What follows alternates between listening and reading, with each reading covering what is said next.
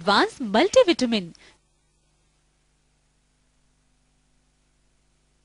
कुछ भी जहाँ ना था कल तक तेरा मेरा, वहाँ आज रिश्तों का सौदा होने लगा, चलने लगा इंतकामों का सिलसिला।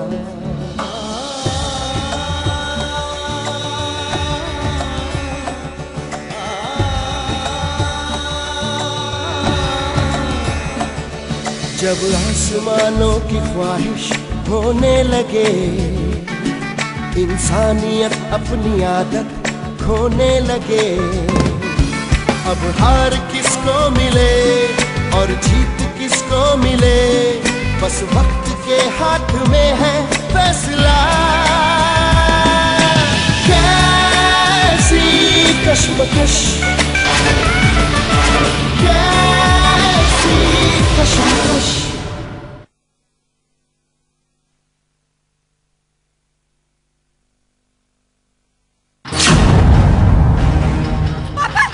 मम्मी जी, दायम्मा, दायम्मा, क्या हुआ बेटा? मेरा बच्चा, पापा, आप बोलिए, कहाँ है मेरा बच्चा? कहाँ है मेरा बच्चा? छोटी दुल्हन, तुम्हारा इस तरह से उठना ठीक नहीं है। मैं ठीक हूँ दायम्मा, मैं बिल्कुल ठीक हूँ, लेकिन आप ये क्यों नहीं बताते कि मेरा बच्चा कहाँ है? तनु बेटा, देखो, शायद तुम्हारी किस्मत में अभी मां बनना नहीं लिखा था। ये आप क्या कह रहे हैं पापा? ये आप जानते भी हैं? आप क्या कह रहे हैं पापा? आप अच्छी तरह जानते हैं ना कि मैं मां बनने वाली थी, फिर आप ऐसा कैसे बोल सकते हैं? बेटा, मैं अच्छी तरीके से जानता हूं कि तुम मां बनने वाली थी, और मैं नाना बनने वाला था, बनने वाला हूं नहीं। हमारे सारे सपने चूर हो गए। नहीं, सारे सपने नहीं पापा, आप झूठ बोल रहे हैं पापा। ऐसा नहीं हो सकता पापा। मैं झूठ नहीं बोल रहा हूँ बेटा, मैं सच बोल रहा हूँ, पर यही सच है। मैं नहीं मान सकती, मैं नहीं मान सकती। मेरा बच्चा नहीं मर सकता दायम्मा, पापा, मेरा बच्चा नहीं मर सकता। नहीं।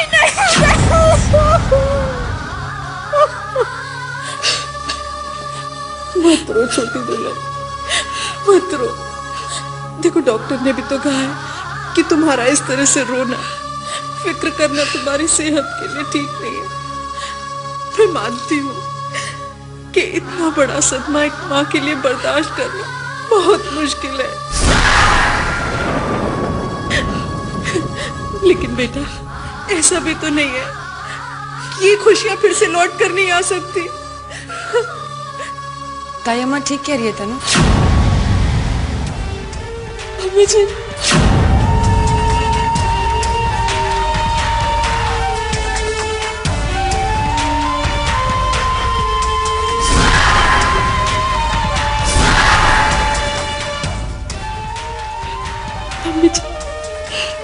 ये क्या हो गया?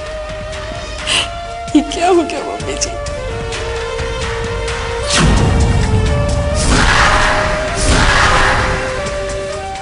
अच्छा, मम्मी जी, अब मैं साहिल को क्या जवाब दूंगी?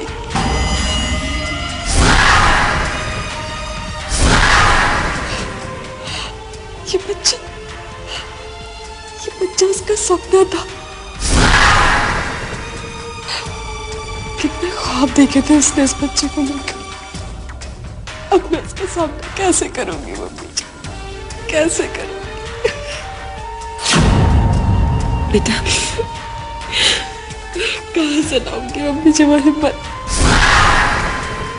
जिसके दम पर उससे कह सकूं कि मैं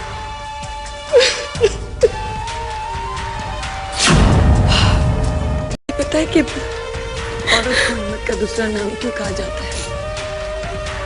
क्योंकि वो अपने घर, अपने संसार, अपने परिवार को बचाने के लिए अपना सब कुछ त्याग कर देती है।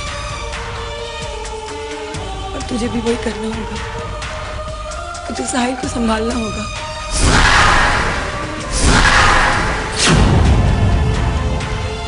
उसे अब तक नहीं पता कि उसका बच्चा नहीं है, लेकिन ये बात तू उसे ना सिर्फ बताएगी बल्कि उसे ये बात बर्दाश्त करने की हिम्मत भी देगी। ये मुझसे नहीं होगा मम्मी जी, नहीं होगा, नहीं होगा। तनु, तनु देख, क्यों नहीं होगा? हाँ? तूने तो बच्चा खोया है ना, लेकिन तू फिर से माँ तो बन सकती है ना बेटा। खुशियां हमारे पास फिर से आ सकती है। दुखी तो मैं भी हूं, लेकिन ये सोचकर खुश हूं कि ऐसा मौका हमारे घर में फिर से आएगा। बहुत सी औरतें दुख को बर्दाश्त करती है, लेकिन वो जिंदगी जीना नहीं छोड़ देती है। यही उम्मीद पे जिंदा रहती है कि एक ना एक दिन उनकी खुशियां वापस आएगी, उनके अरमान पूरे होंगे। तुम भी हिम्मत रख बेटा, मैं जानती हूँ एक ना एक दिन तेरे अरमान भी पूरे होंगे। एक खुशी को खोने से इतनी दुखी मत हो, खुशी पाने के और बहुत से मौके आएंगे। हिम्मत मत हार, हम सब है ना तेरे साथ। हाँ?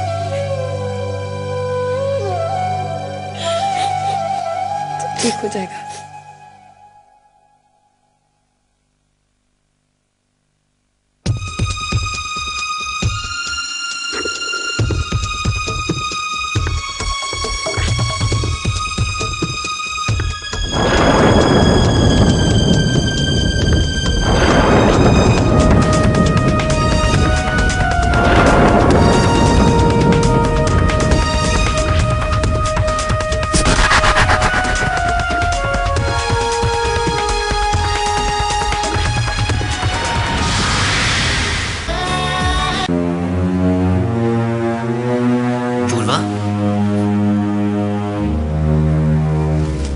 पूर्वा, आदित्य, तुम कब आए? मैं जानता हूँ गमों की जिंदगी के बीच हमारी खुशी कहीं खो गई है, लेकिन तुम्हें इस वक्त ज्यादा से ज्यादा खुश रहने की कोशिश करनी चाहिए पूर्वा। मेरे लिए ना सही, हमारे होने वाले बच्चे के लिए। तुम्हारा इस तरह उदास रहना होने वाले बच्चे पर असर डाल सकता है। अपने आप को संभालो पूर्वा। रोने से गमों का बोझ कम नहीं होता, बल्कि हंसी खुशी से ही उस वजन को कम कर सकते हैं। मैं क्या करूं आदित्य, मेरे पास अब खुश रहने की वजह भी तो नहीं है। एक तरफ तो मेरा पूरा का पूरा परिवार बिखर गया, और दूसरी तरफ मैं ऐसी अभागन हूं कि उनका हाथ थामने भी नहीं जा सकती। मुझे तो ऐसे लगता है जैसे मेरी आने वाली खुशी ही मेरे अभागन बनने का सबब बन गया। आदित्य, ऐसा नहीं बोलते पूर्वा। तुम अपने होने वाले बच्चे को क्यों कोसती हो? तुम्हारे सामने ऐसे हालात तो किसी और के पैदा किए हुए। प्लीज चुप हो जाओ। देखो, इंसान को अपनी जिंदगी में हादसों का सामना तो करना ही पड़ता है। जिंदगी के सफर के रास्ते कभी आसान नहीं होते, उनमें पत्थर तो होते ही हैं। इंसान को ठोकर लगती है, वो गिरता है, रोता है, तड़पता है, लेकिन जिंदगी का सफर कभी खत्म नहीं होता। वो फिर उठता है और उन रास्तों पर आगे बढ़ता है। तुम देखना, तनु भाभी भी उठेंगी और आगे बढ़ेंगी। जिसने दर्द दिया है ना, वही उस दर्द से लड़ने की हिम्मत देगा। तनु भाभी ने एक एक करके सच को स्वीकार करना शुरू कर दिया है। हाँ पूर्वा, तनु भाभी को यह मालूम हो चुका है कि उनका बच्चा अब नहीं रहा। अभी तो उन्होंने इस सदमे को बर्दाश्त कर लिया है। बस दुआ करो कि इस सच की तरह वो बाकी सच को भी स्वीकार कर सके। कैसे स्वीकार करेंगी आदित्य, कैसे? अब वो जिएंगी भी तो किसके सहारे? ना तो साहिल भैया रहे और ना ही उनकी निशानी। अगर एक भी सहारा बचा होता ना तो। पूर्वा, पहले उन्हें पूरी सच्चाई तो जान लेने दो। एक बार वो इन हादसों के तूफान से निकलकर सही सलामत खड़ी हो जाए ना, फिर उन्हें जीने की वजह भी मिल जाएगी। कैसे आदित्य, कैसे? पूर्वा, मैंने एक फैसला किया है कि हम अपने होने वाले बच्चे को तनु भाभी की गोद में डाल देंगे।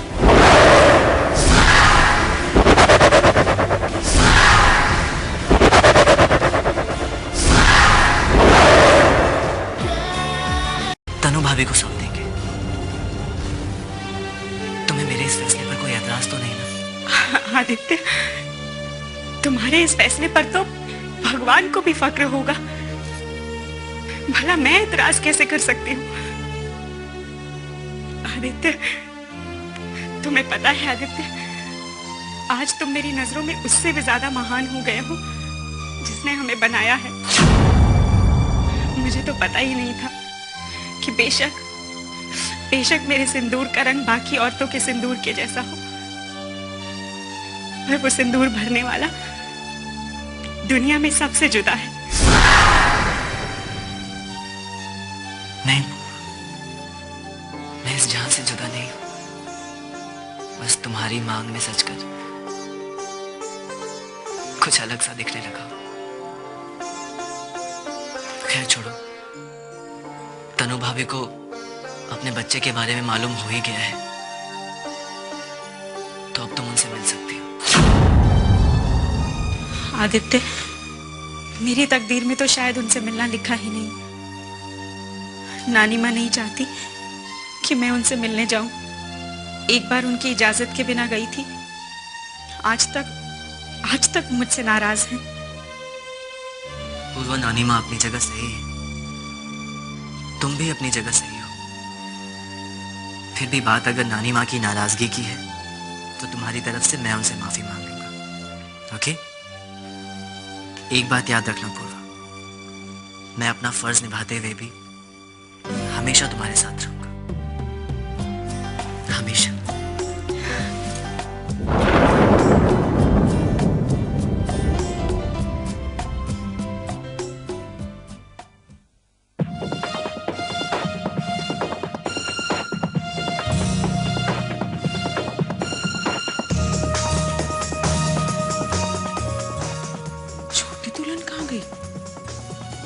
इस वक्त वो यहाँ नहीं, आखिर कहाँ जा सकती है?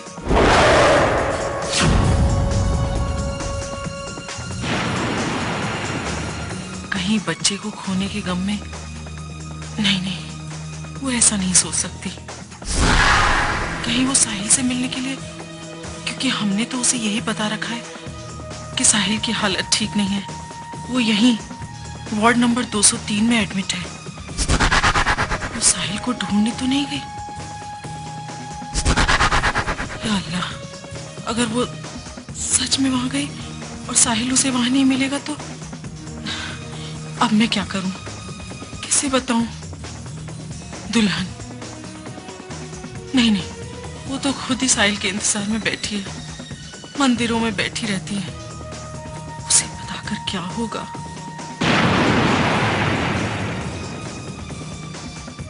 हाँ, विक्रम जी को बताना चाहिए। एक वही है जो छोटी दुल्हन को संभाल सकते हैं। हे परवरदिगार, रहम कर, रहम कर, रहम कर।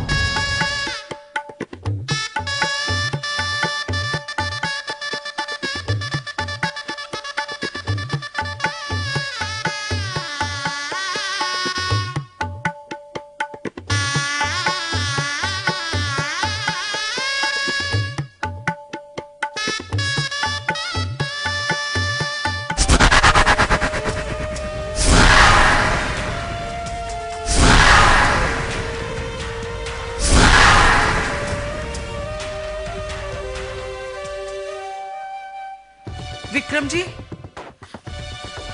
विक्रम जी, मैं आप ही को ढूंढ रही थी। वो छोटी दुल्हन अपने कमरे में नहीं है। कमरे में नहीं है? हाँ, मैं वहीं से आ रही हूँ। और कहाँ गई होगी वो?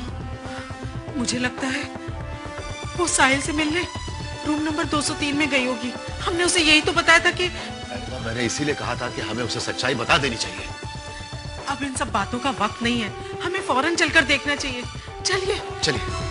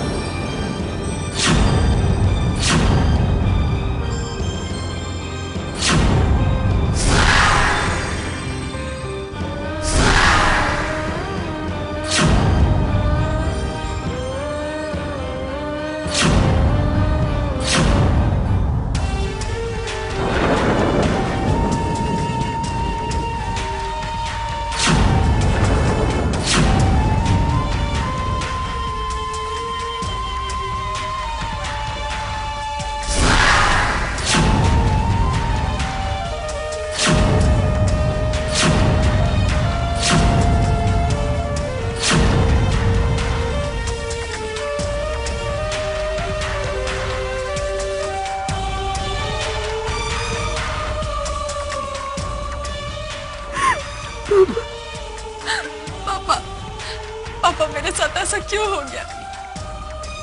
पापा मेरा बच्चा मुझसे क्यों छिन गया? क्यों? देख बेटा, जो होना था हो गया। शायद ऊपर वाले को यही मंजूर था बेटा। लेकिन तो रो मत बेटा, रोने से कुछ हासिल नहीं होगा बेटा। जिंदगी में ऐसे मौके फिर आएंगे जब तेरी... नहीं पापा, नहीं, मैं अपने बच्चे के बगैर नहीं जी पाऊंगी, नहीं जी पाऊंगी पापा। नहीं बेटा, ऐसे नहीं कहते हैं। अरे जिंदगी में कुछ खो जाए तो जिंदगी खत्म नहीं होती बेटा। मैं मानती हूँ कि इस वक्त तुम्हारे पास दुख के सिवा कुछ भी नहीं है, लेकिन ये दुख की घड़ियां ये भी खत्म हो जाएंगी। सुख के पल लौट कर आएंगे बेटा, लौट कर आएंगे। अगर तुम ही इस तरह हौसला खो दोगी तो साहिल का क्या होगा? नहीं, मैं साहिल का सामना नहीं कर पाऊंगी। मैं उसके सवालों का जवाब नहीं दे सकती पापा, नहीं दे सकती। तनु बेटा, मेरी तरफ देख। देख बेटा, तू मेरा अभिमान है, तू मेरा गुरूर है। तू इस तरीके से कमजोर नहीं पड़ सकती। तू कमजोर नहीं है बेटा, तूने कई बार मुसीबतों का सामना किया है। आज फिर तुझे इस मुसीबत का सामना करना पड़ रहा है। मत रख बेटा, मत रखो। चल आराम कर। आजा।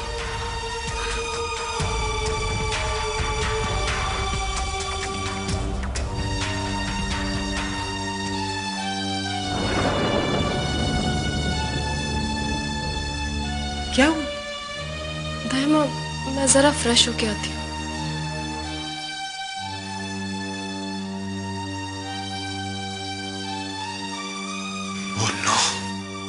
क्या हुआ? वो बाथरूम में आईना होगा।